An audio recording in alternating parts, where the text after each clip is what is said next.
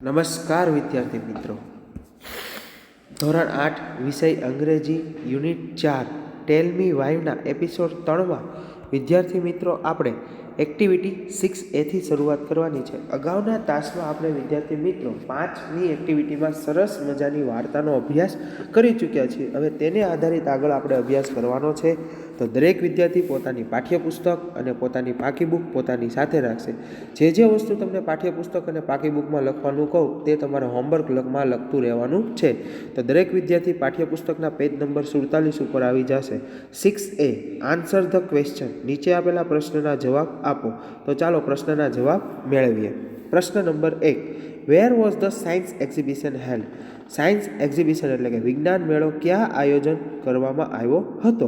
તો જવાબ લખો. આ પ્રશ્નના જવાબ સીધા તમારે જોઈને પાકી બુકમાં લખતું જવાનું છે. The science exhibition was held in Kartik school. Science exhibition એટલે કે વિજ્ઞાન પ્રદર્શન છે એ કાર્તિકની શાળામાં આયોજન કરવામાં આવ્યું હતું. હુ વિઝિટ ધ સાયન્સ એક્ઝિબિશન? આ વિજ્ઞાન જે મેળો હતો તેની મુલાકાત કોણે લીધી હતી? તો કે Kartik and his mother, Kartik અને તેની માતાએ લીધી હતી. Visited the science exhibition. Give the name of the section in the science exhibition. પ્રશ્ન નંબર 3 એવું કહે છે કે સાયન્સ એક્ઝિબિશન એટલે વિજ્ઞાન મેળામાં 3 વિભાગના નામ આપો. તો કે પહેલો વિભાગ ફર્સ્ટ જવાબ એન્વાયરમેન્ટ સેક્શન, એન્વાયરમેન્ટ એટલે પર્યાવરણનો વિભાગ, હેલ્થ પ્લસ સેક્શન આરોગ્યનો વિભાગ, અને ત્રીજો એગ્રીકલ્ચર સેક્શન, એગ્રીકલ્ચર એટલે કૃષિને લગતો વિભાગ હતો. Who took part in the science exhibition? Science exhibition વિજ્ઞાન મેળામાં કોણે ભાગ લીધો હતો? કે 3 વ્યક્તિ હતા, ત્રણેયના પોતાના પ્રોજેક્ટ હતા. Prachi, Vasant and Anjana took part in the science exhibition. આગળ 5, how are trees useful to us? વૃક્ષો આપણને કઈ રીતે મદદરૂપ છે? તો જવાબ લખો 5માં. Trees give us fruits, medicine and wood. વૃક્ષો આપણને ફળો, મેડિસિન્સ એટલે કે દવાઓ, અને ફ્રૂટ, વુડ એટલે કે લાકડું આપે છે. છઠ્ઠો પ્રશ્ન વિદ્યાર્થી મિત્રો, why should we eat bananas? આપણે કેળા શા માટે ખાવા જોઈએ? તો કે we should eat banana because they contain vitamin and calcium. તેઓમાં વિટામિન્સ અને કેલ્શિયમ હોય છે. Which are good for health, અને જે આપણે સ્વાસ્થ્ય માટે ઘણું જરૂરી છે અને સારું છે.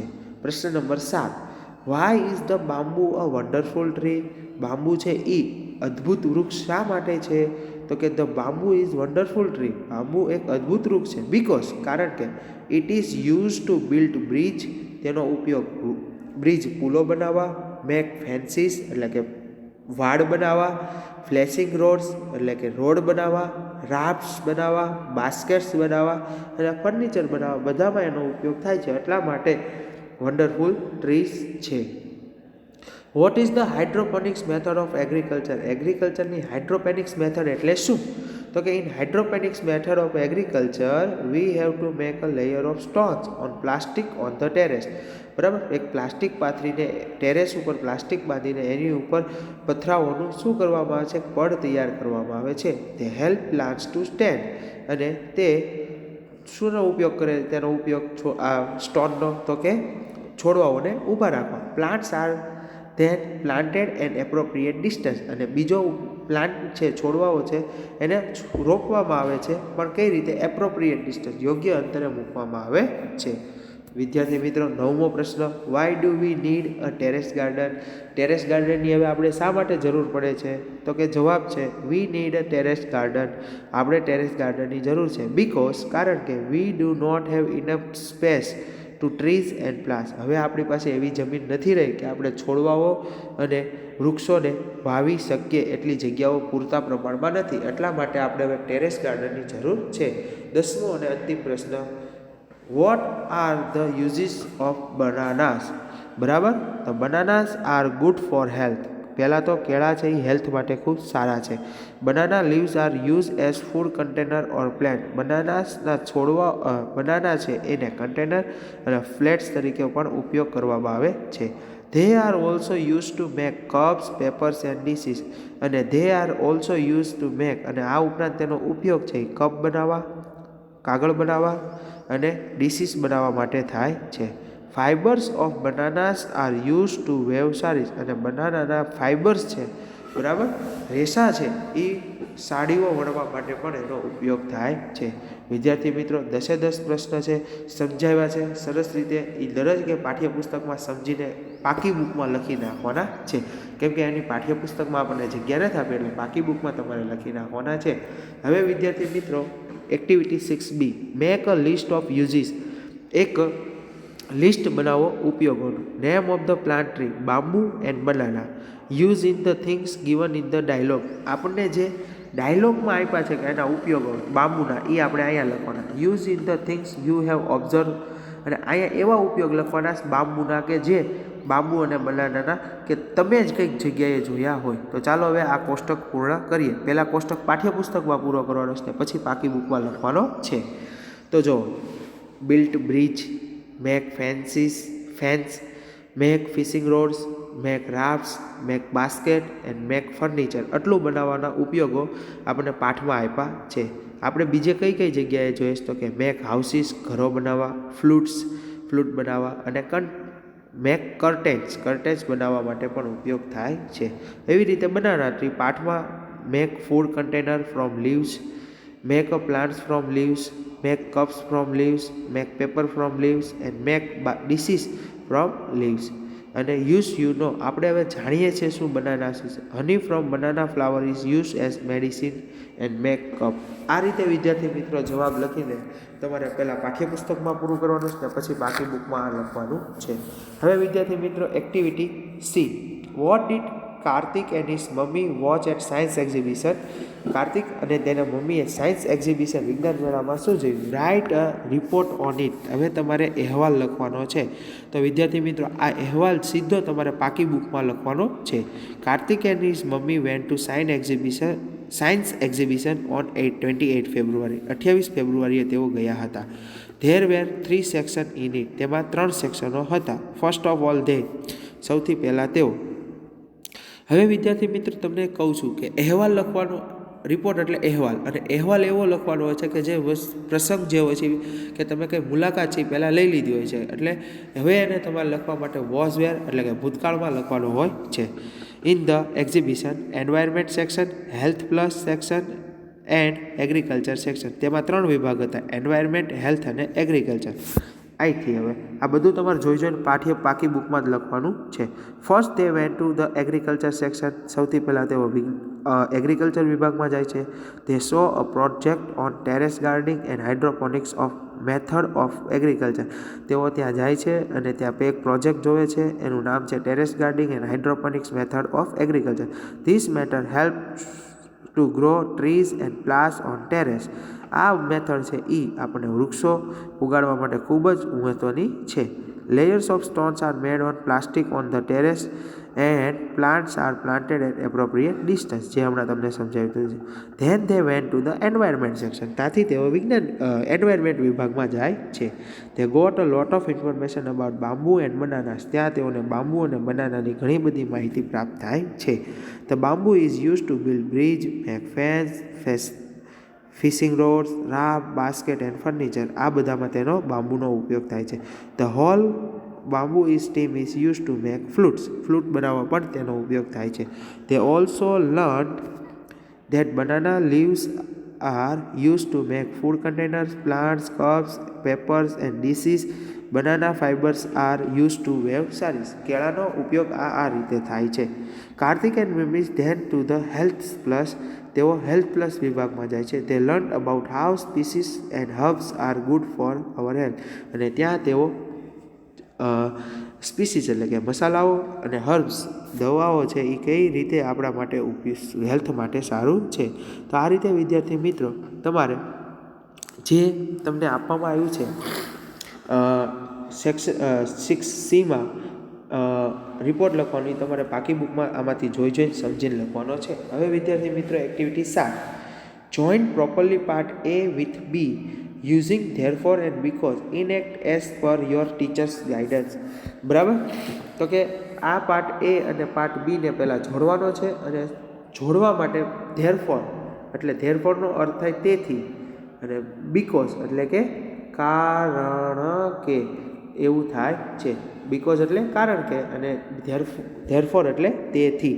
હવે વિદ્યાર્થી મિત્રો, આ બે સંયોજકોનો ઉપયોગ કરીને આપણે જે છે એ એક્ટિવિટી 7 છે એ જોડવાની છે. હવે વિદ્યાર્થી મિત્રો, આપણે ગ્રામરમાં બીકોઝ અને ધેરફોર ભણી ગયા છીએ, એટલે આપણને બીકોઝ અને ધેરફોર સરસ રીતે સમજાતું હશે. કારણ પરથી આપણે પરિણામ ઉપર જવું હોય તો ધેરફોરનો ઉપયોગ કરવાનો, અને પરિણામ પરથી કારણ ઉપર જવું હોય તો બીકોઝ. કારણ પરિણામ તો ધેરફોર, અને પરિણામ કારણ તો બીકોઝનો ઉપયોગ કરવાનો છે. તો ચાલો આપણે હવે તેના જવાબ મેળવીએ. હવે વિદ્યાર્થી મિત્રો, અહીંયા છે તમને કહે છે મનીષ વોન ધ રેસ, તો હી રન ફાસ્ટ. બરાબર. તો આ રીતે પહેલાં તમને હું જોડી દઉં, પછી તમારે જવાબ લખવાના છે. આ રીતે તમારે પછી જોડી દેવાના, જે અહીંયા મેં તમને જવાબમાં દેખાડું છું તેમ. Manish won the race, Manish race જીતી ગયો કારણ કે હી રન ફાસ્ટ, કારણ કે એ શું કર્યો તો ઝડપી દોડ્યો એટલા માટે. Satish is in the bed, તો હી ઇઝ ઇલ બી વિભાગમાં પહેલું જ છે.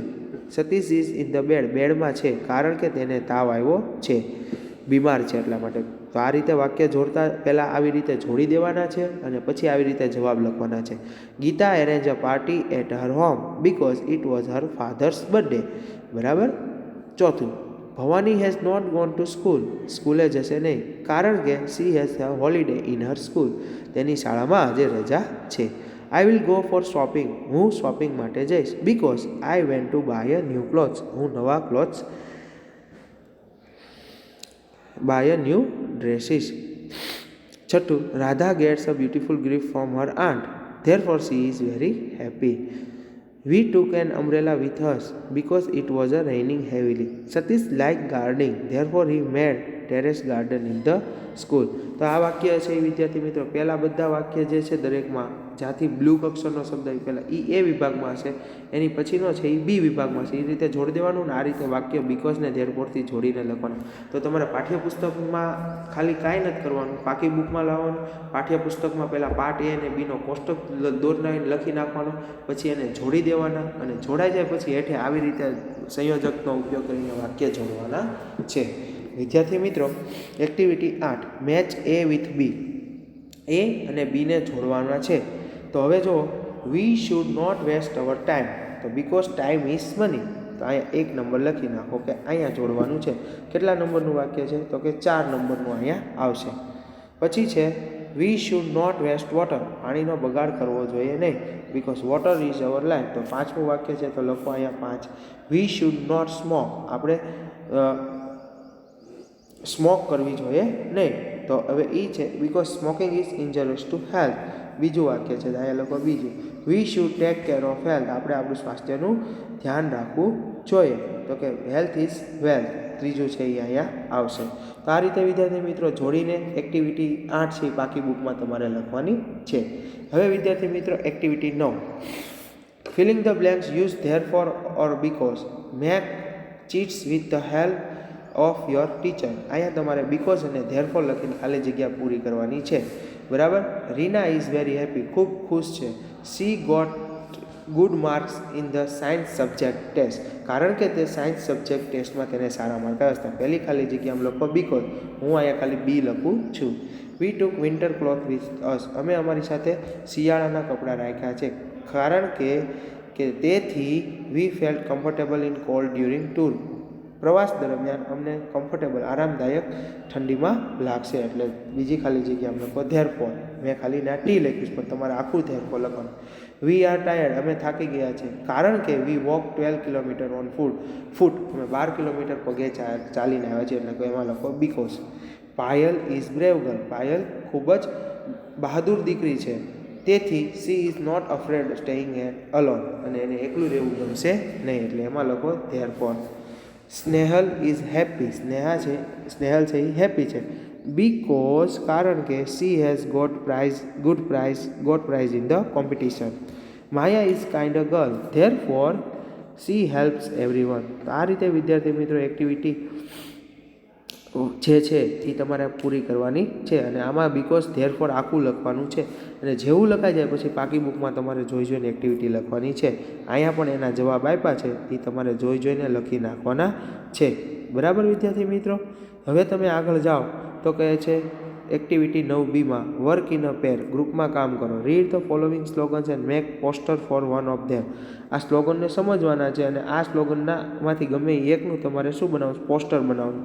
સેવ ટ્રીઝ, વૃક્ષો બચાવો. કીપ એન્વાયરમેન્ટ ક્લીન, પર્યાવરણને સ્વચ્છ રાખો. સેવ ગર્લ ચાઇલ્ડ, બાળ છોકરીઓને સાચવો. Reuse, reduce and recycle. Reuse કરો, કોઈ પણ વસ્તુનો એક વખત ઉપયોગ કર્યા પછી રીયુઝ ફરીથી ઉપયોગ થાય એવું કરો. રીડ્યુસ, ઘટાડો કરો. રિસાયકલ, અને ફરી પાછો ઉપયોગમાં આવે એવી રીતે કરો. ડુ નોટ સ્મોક, બરાબર, કોઈ દિવસ તમારે ધૂમ્રપાન કરવું જોઈએ નહીં. અને હેલ્થ ઇઝ વેલ્થ, સ્વાસ્થ્ય જ આપણું સંપત્તિ છે. તો આ બધાના ડાયલોગમાંથી કોઈ પણનું એક તમારે પોસ્ટર બનાવવાનું છે. આપણે પોસ્ટર નથી બનાવવાનું, તમારે કોઈ પણનું એક પાકી બુકમાં 9B લખીને ગમે એ છે આવે સરસ રીતે સેવ ધ ટ્રીઝ લખવું કે સેવ ધ ગર્લ ચાઇલ્ડ ને એવું કંઈક લખીને તમારે આપણે જે પોસ્ટર છે એ પાકી બુકમાં જ બનાવવાનું છે, એક પેજમાં સરસ રીતે. હવે વિદ્યાર્થી મિત્રો આગળ જાય તો કે activity 10A, read the story and answer the question. નીચે આપેલી વાર્તા વાંચો અને પ્રશ્નના જવાબ આપો. પેજ નંબર 49 ઉપર છે. One day Chimpu fox was wandering in the jungle. Chimpu focus એટલે કે એક શિયાળ છે, ફોક્સ છે, બરાબર, જેનું નામ છે ચિમ્પુ. વોન્ડરિંગ ઇન ધ જંગલ એટલે જંગલમાં ફરી રહ્યો છે. ઓન ધ વે સડનલી, તેના રસ્તામાં તરત જ હી સો અ બેબી એલિફન્ટ જમ્બો. તેના રસ્તામાં એક હાથીનું બચ્ચું જમ્બો આવે છે. Jumbo was crying loudly. Jumbo છે એ ખૂબ જ મોટેથી રડી રહ્યો છે. સો ચિમ્પુ આસ્કેડ હિમ, અને ચિમ્પુ તેને પૂછે છે, dear Jumbo, why are you crying?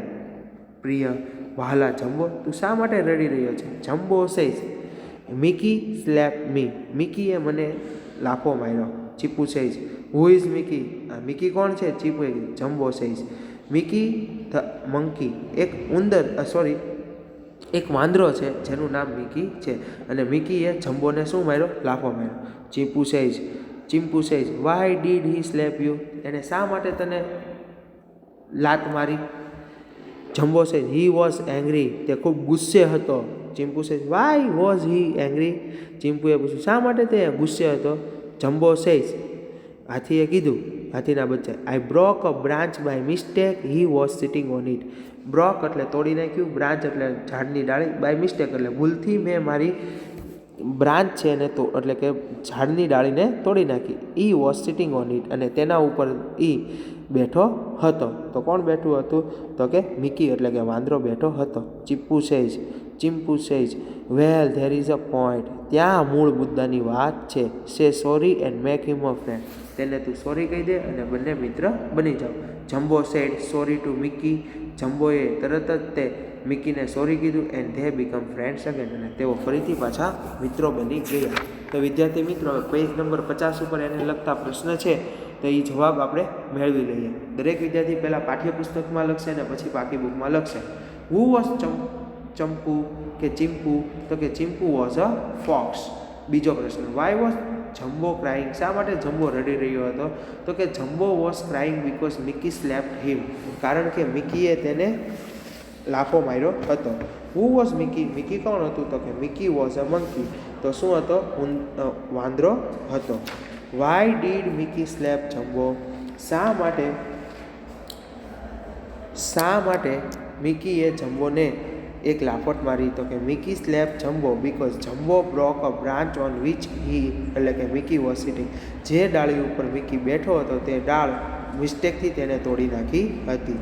પાંચમો પ્રશ્ન, how did jumbo and Mickey become friends again? બંને ફરી પાછા જમ્બો અને મિકી કઈ રીતે મિત્ર બની ગયા?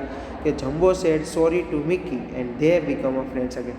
જમ્બોએ મિકીને સોરી કીધું એટલે બેઓ ફરીથી પાછા મિત્ર બની ગયા.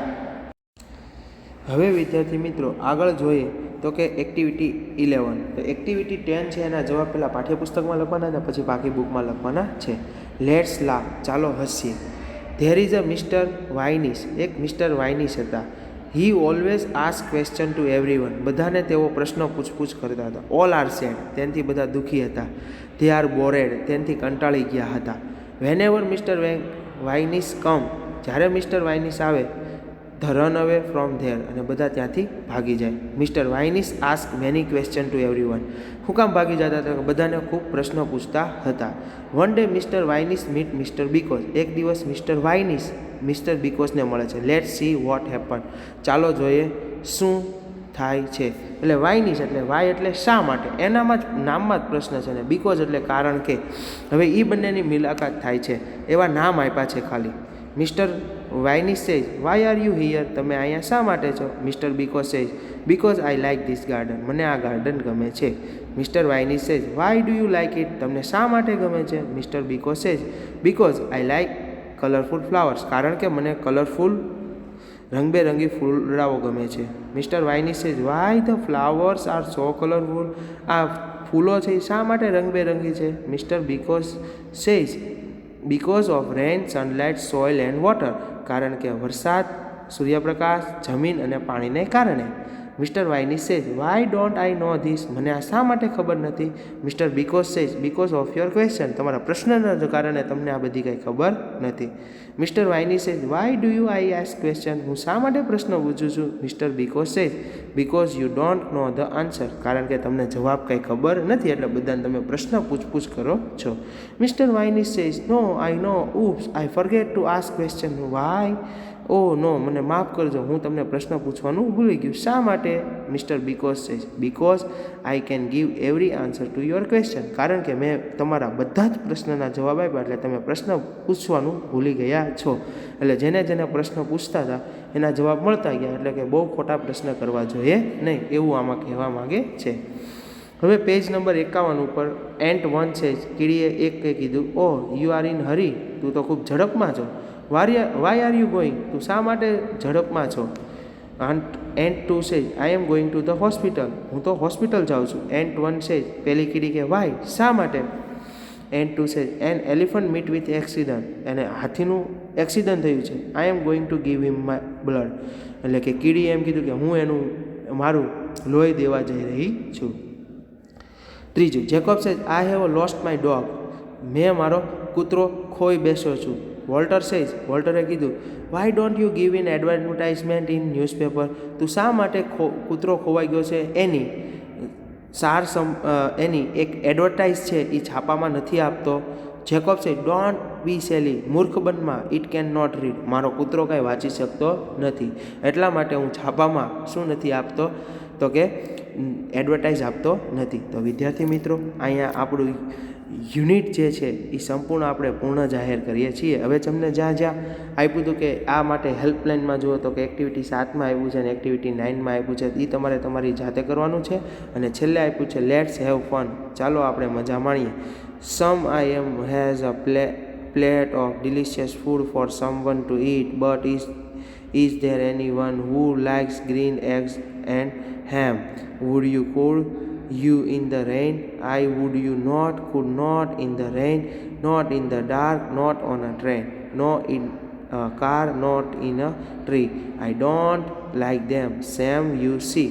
Not in a house, not in a box, not with a mouse, not with a fox. I will not eat them here and or there. I do not like them anywhere. You do not like green eggs and ham. I do not like them. Sam, I am. તો વિદ્યાર્થી મિત્રો અહીંયા આપણું unit 4 સંપૂર્ણ પૂર્ણ જાહેર કરીએ છીએ. યુનિટ 4 પાકી બુકમાં જેટલી એક્ટિવિટી કીધી છે સંપૂર્ણ પૂરી કરીને પાકી બુકમાં યુનિટ 4 તમારે પૂર્ણ કરવાનું છે. એટલે આજનું હોમવર્કમાં જેટલી એક્ટિવિટી કીધી છે જો રેગ્યુલર હોય તો નહીં કરે. અત્યારે સુધીમાં પાકી બુકમાં યુનિટ 1 થી 4ની જેટલી એક્ટિવિટી પાઠ્યપુસ્તકમાં આવે છે એ બધી જોઈને પહેલાં પાઠ્યપુસ્તકમાં અને પછી પાકી બુકમાં લખીને સંપૂર્ણ પૂરું કરવાનું છે. આભાર.